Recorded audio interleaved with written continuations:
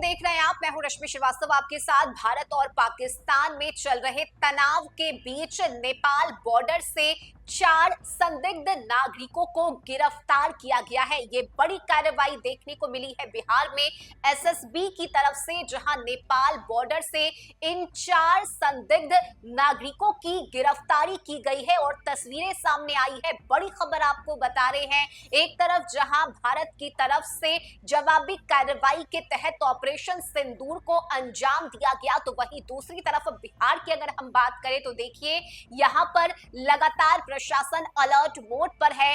अलग अलग जिलों में गश्ती बढ़ा दी गई है। खासकर नेपाल बॉर्डर की अगर हम बात करें तो यहां पर तैनाती की गई है एसएसबी के जवानों की और हर आने जाने वाले व्यक्ति पर नजर रखी जा रही है। वाहन की जांच की जा रही है और इसी दौरान ये बड़ी गिरफ्तारी हुई है। बिहार के मोतिहारी से ये 4 संदिग्ध नागरिक पकड़े गए हैं यहां पर। और ये तस्वीरें देखिए, एसएसबी के जवान ने नेपाल बॉर्डर से इन 4 संदिग्ध की गिरफ्तारी की है। ये नेपाल के रास्ते भारत में घुसपैठ की कोशिश कर रहे थे और एसएसबी की यह कार्रवाई भारतीय सेना द्वारा पाकिस्तान और पीओके में मौजूद आतंकी ठिकानों पर किए गए ऑपरेशन सिंदूर के कुछ ही घंटों के बाद की गई।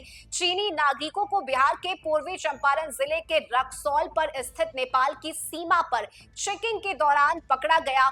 एसएसबी की 47वीं बटालियन के जवानों ने यह एक्शन लिया है। बताया जा रहा है कि चीनी नागरिक 2 नेपाली महिला गार्ड की आड़ में ई रिक्शा से रक्सौल बॉर्डर से भारतीय सीमा में घुसपैठ की कोशिश कर रहे थे और इसी दौरान एसएसबी के जवानों ने उन्हें पकड़ लिया।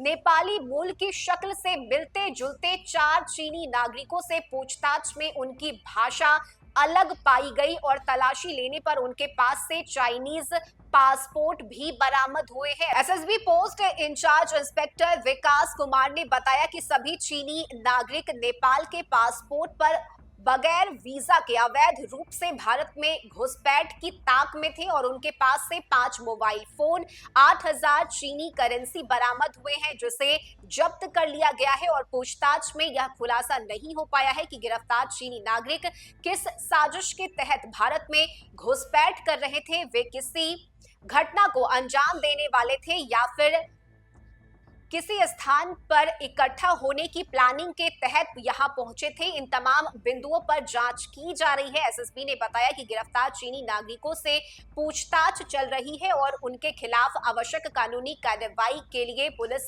पूरी तरह से तैयार भी है। लेकिन देखिए, इस बीच मोतिहारी के एसपी स्वर्ण प्रभात ने भी जानकारी देते हुए कहा है कि 2 नेपाली महिला गार्ड को मुक्त कर दिया गया है। सुरक्षा एजेंसियों को चीनी नागरिकों के पकड़े जाने के बारे में जानकारी मिली थी। उन्होंने बताया कि ऑपरेशन सिंदूर के बाद भारत नेपाल बॉर्डर पर हाई अलर्ट है और इसी अलर्ट के बीच आने जाने वाले वाहन की गहन जांच की जा रही है। वहां से गुजरने वाले नागरिकों से भी पूछताछ की जा रही है और ये 4 लोग वहां से पकड़े गए हैं जो कि संदिग्ध बताए जा रहे हैं। इनके पास बिना वीजा के ये भारत में प्रवेश करने की कोशिश कर रहे थे, जिसके बाद ये एक्शन लिया गया है। एसएसबी ने इन 4 ही संदिग्ध की गिरफ्तारी कर ली है, जिसके बाद पूछताछ की जा रही है और कार्रवाई किए जाने की बात भी प्रशासन की तरफ से कही गई है। इस खबर में अभी के लिए बस इतना ही। न्यूज़ फॉर नेशन पर खबरों का सिलसिला जारी रहेगा। नमस्कार।